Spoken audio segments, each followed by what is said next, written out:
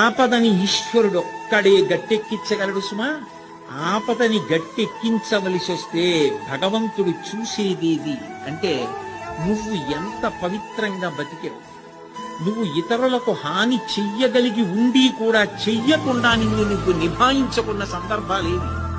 నీ కోపాన్ని నువ్వు ఎలా నిగ్రహించుకున్నావు, ధర్మానికి నువ్వు ఎలా కట్టుబడిపోయావు చూసి పరమేశ్వరుడు కౌగులించుకుంటాడు.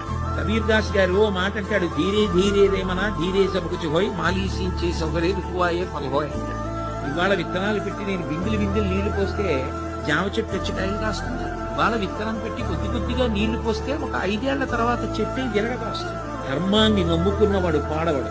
ధర్మానికి ఫలితం శాశ్వతమైన ఫలితం కాలంలో కనపడుతుంది. ఆనాడు ధర్మం పట్టుకున్నవాడు ఎంత గొప్పవాడో మిగిలిన వాళ్ళకి కూడా ఆదర్శం అవుతాడు.